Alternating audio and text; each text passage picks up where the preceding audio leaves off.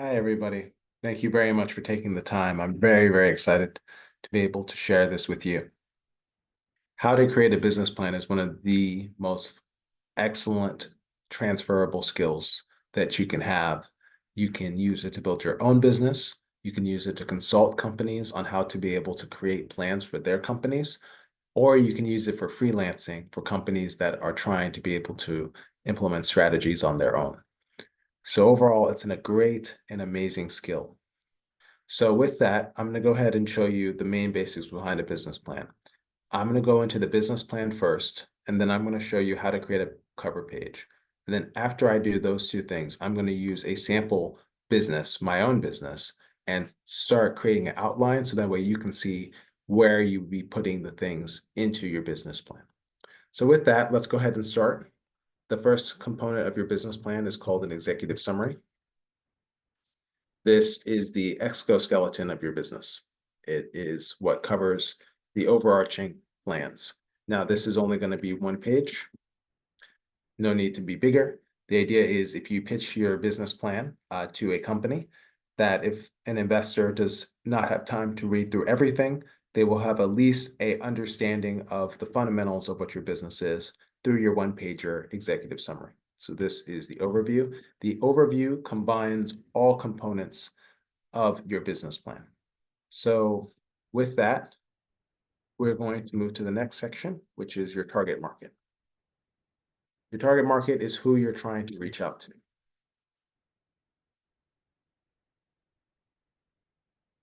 Whoever you're trying to reach for your product is what composes your target market. Keep in mind, when I say product, I'm referring to both a good and a service. A good being a physical product that can be sold in like cereal, and a service being something that's intangible, like a car wash, but still has monetary value. There's three major components to target market. There's more, but we're going to go and cover the three major ones that, if you do these, will make an excellent business plan. The first is your psychographics. The second is your demographics. And the third is your location, or what we call geographics, but the location of your target audience. So with that, what you're going to look for is the psychographics really refer to the attitudes and behaviors of your personnel. Demographics refer to the income, the age, the marital status. Basically, the demographics is the attributes of your customer. The geographics refer to where primarily your audience is located, which could be more than one place. There are different forms of target market. Some businesses have many target markets, but generally what you want to identify is your primary target market and your secondary, if there is one. So if there is another target audience, then identifying them, you can list them as your secondary target market. All of this information should be put in sentence structure, but these are the things you should be looking for overall. Okay, in between your target market and your executive summary, you should be able to understand your background. The background is a description of what the company's details are in terms of if it is already established company, where it was founded, is it public, who's the CEO, and if it's public or private, if it is public, how are the shares distributed, and all the other relevant information behind it. And if it is just starting as a business, what are the global challenges and how does this business work to solve that challenge? As you move forward past the target market, you're going to want to look at your added value proposition. The added value proposition, also known oftentimes as unique value proposition or your UVP, a lot of acronyms correspondent to it, but UVP for unique value proposition, AVP for added value proposition. Essentially, all what you want to be able to figure out is what makes you distinct. If you're able to find what makes your company and products distinct, you're able to find the underlying reason why your product needs to exist in the market space and why people will turn towards it preferentially over other products. It's really good to have this, especially if you want to show your business plan one day to an investor, because one of the key questions an investor will ask you oftentimes is what makes your product distinct. And you can say, as per my business plan, this is what makes the product distinct, and have that already written down. Next section is objectives. So these are the things that you're going to try to achieve through your business plan. The objectives can be divided between short-term and long-term objectives. Your short-term objectives are anything that's 5 years or less, and your long-term objectives are anything that's more than 10 years or more.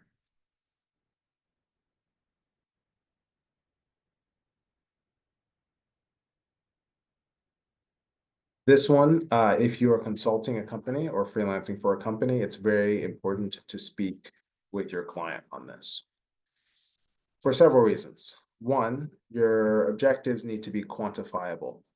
That means you need to be able to measure them. So something can be quantifiable by price, by market share. There's several ways in which you can quantify an achievement for the company, but you need to be clear on how to do so.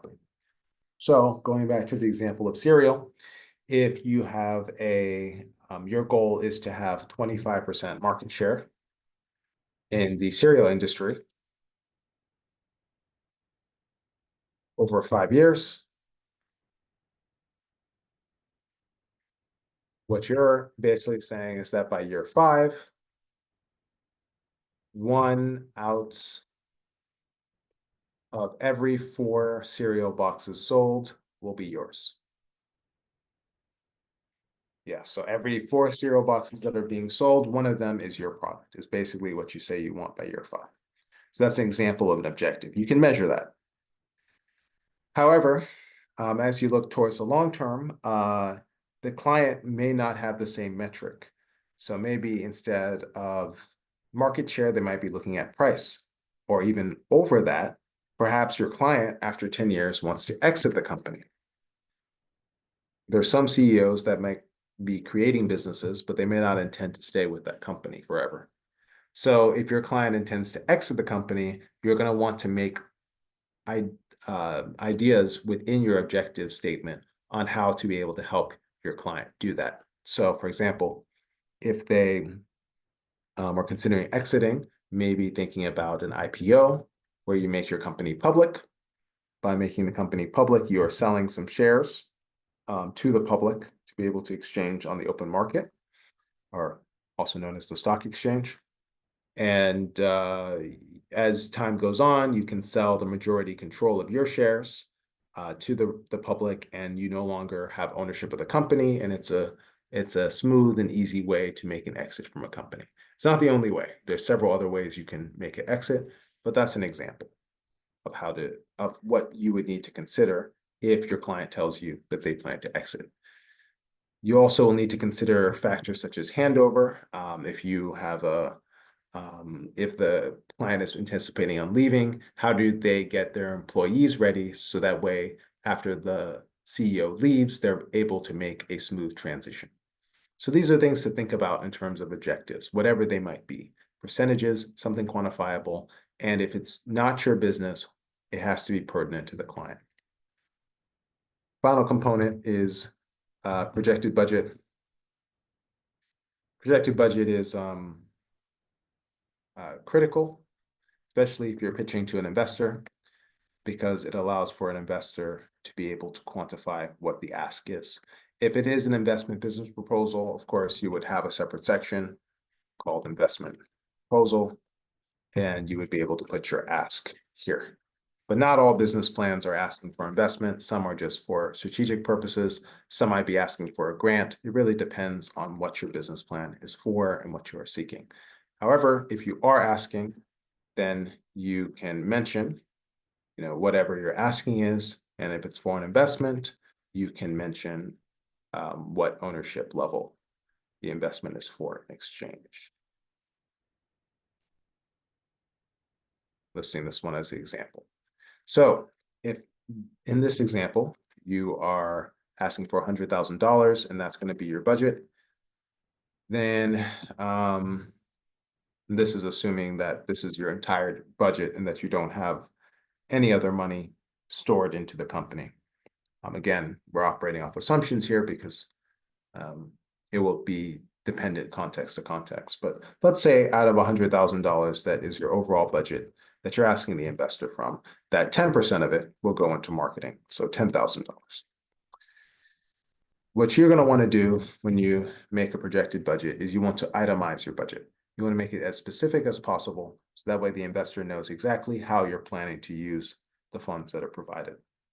So a good example of being able to do this is not just thinking about marketing, but how you're going to market. Are you going to do TikTok ads? Are you going to do Instagram ads? LinkedIn ads?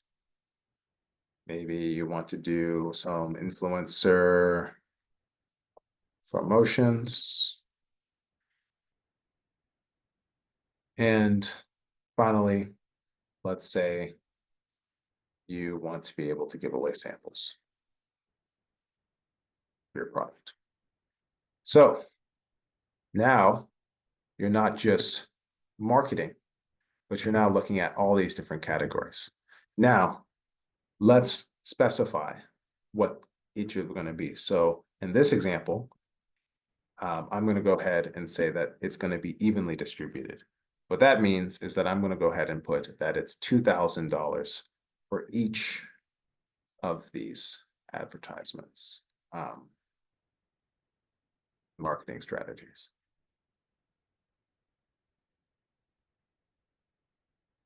So there's 5 subjects, $2,000 each. That will equal the $10,000 that's listed for the overall marketing budget. And that is how you itemize. You're going to want to do that for each of your sections regarding your business plan. Administrative expenses and all the other categories that you would be putting under this table would be following the same method of itemizing your budget. This will make it look clean, professional, and it'll tell your investor that you know exactly where you're planning to put your money. The other component I want to bring up is that it's always good to have a rainy day fund, or some people call it an emergency fund. Essentially, you want to have some money in case things don't work out and you need to transition. A lot of companies did not have or plan a rainy day fund during the COVID-19 pandemic and weren't able to get the funds they needed to make a proper transition. But if you already budget to have a rainy day fund that you may never need, but you have it just in case there's a rainy day, then you are in much better preparation and in shape to be able to achieve your goals. So with that, you have basics of what you'll be needing for your business plan. Of course, you can make a conclusion at the very end that summarizes everything else. This one can be a paragraph or so. That doesn't have to be as long. All of this information that you did will be summarized in your executive summary. In terms of the projected budget, if you are asking for an investment proposal, really you just want to mention what you're seeking ownership of. And instead of mentioning all the different items on your executive summary, you just want to mention the major categories that you would be looking for investment in. Because again, the executive summary is just to give an overview. If they want to see the exact amounts and figures, they can go down to the projected budget section and review that. But they can just get what the asking is and for what ownership in the categories in which you'd be distributing your budget should be sufficient. So with that, you now have the back and bones outline for creating the external part of your business plan. Let's go over creating your cover page, which would be the first page on your business plan. That is to give the taste of air and the aesthetics and the aesthetic appeal of what you're trying to depict for your plan. So to do that, I'd recommend Canva. It's an excellent tool, free to use, that you can use for social media, presentations, sometimes even websites at this point. There's so much you can do with Canva. But for our purposes, we're just going to go onto Canva. If you log into Canva for free or sign up, there should be a section for documents. You click on that. And it should take you to a page kind of like this with sample text, and you'll have room. The document section, the reason why you click that one is because that gives you the format of something that's the size of a page. Whereas if you clicked on a social media tab, you would be selecting something that would be something like this, that would be able to fit on Instagram, but not necessarily fit the page of a full business plan. However, it's a good place to experiment. So if I'm looking at different ways to experiment with my company, so let's say I'll use my example of a company I've been developing called T-Tugs. T-Tugs is a sustainable pet toy company. It uses recycled fabrics from t-shirts to create colorful and fun pet toys to be played with by pets. And essentially, I like to be able to create a cover page for it. So first thing first, you have to kind of think about major components. For one, how are we going to market it? T-Tugs right now is T for t-shirt, tugs like the dog is tugging it. Should we have it as a dog sipping tea, as like a pun on the idea of tea and tugs? Should it be something a bit more professional and niche, kind of like a Mr. Pistachio marketing style, where you have like a fancy dog sipping tea, and it'll be tea tugs, maybe for more of a niche audience? Should it be something that's accessible to everybody that you could just throw around? Maybe we should have the dog laying down with it. And finally, what you'll decide, you'll end up deciding how to use and display your own cover page. But what I ended up deciding is I'm mainly selling this product in Dubai, where I live currently.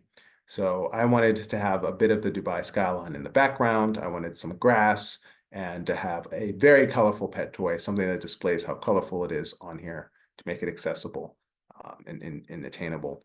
And I wanted the dog to chew on the back of it because the idea is that the dog is tugging on it. So you want to get the tug, you want to get the idea that it's made with t-shirts, and that you want the grass and the greenery to show that it's eco-friendly, and that's eco-friendly product. So for me, this was able to cover like the basics that I needed to be successful. So to be able to download any of your images, you go onto the share section, and the top right, you click on download, and then you choose your page number, and you'll be able to download successfully. And then let's go back onto the page that we were on, the document page, which is what you should be able to open. You want to create a title page on the document. So for my case, T-Tug Sustainable Pet Toy. You want to create a slogan for your company. In my case, I chose Tug the Fun In.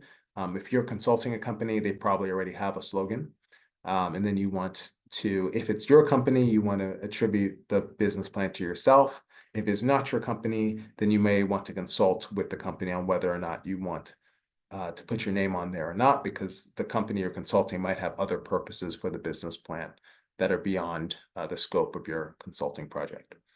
You're going to want to be able to drag the image. So if you designed it, you can upload it in the upload section on the left side, and then you can just drag it onto here. You can move it around. It's very click and drag interface. It's very easy to use. You can also use AI or copyright-free images. I'll make a video on how to use copyright-free images for business papers and social media posts, etc. There's also an element section if you want to add icons and things like that to explore. You can even use a search tab to search up for what specifically you might be looking for as pertinent. Following that, you can download it under the share section, download as PDF. Should appear like this, and you will have a cover page. Now, keep in mind, if you want the PNG file, like a picture that you want to put on the first page of your business plan, you can do that. You can convert your PDF to PNG, and then you can make a separate space for it on your business plan like this, and then put the image or PNG onto the first page of your cover plan. For your business plan. However, you don't necessarily have to do that. You can also download the PDF and print out the PDF and print out the business plan separately, put the PDF cover plan cover page on top of the Word document business plan, and you'll have your cover page and business plan together. So either way, you want to be able to plan it out. You want to consider the factors of your executive summary. You want it to be long and to the point that it covers all components on your executive summary. So in my case, I would explain that T-Tugs is a sustainable pet toy company that uses upcycled materials to create colorful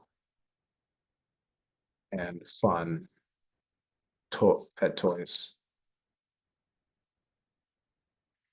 in the Dubai market.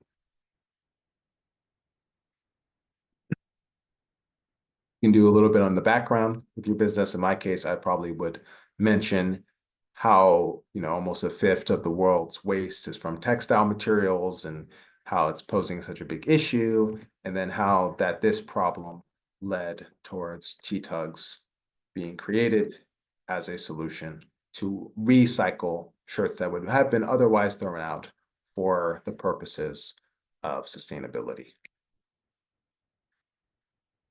For your business, it could be an entirely different story. And if it's already established, you already might have a lot to say in your background.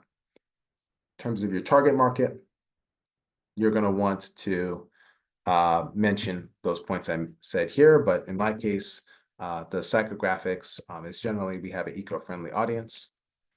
So that would be the attitude and behavior, people who generally have preference towards eco-friendly products.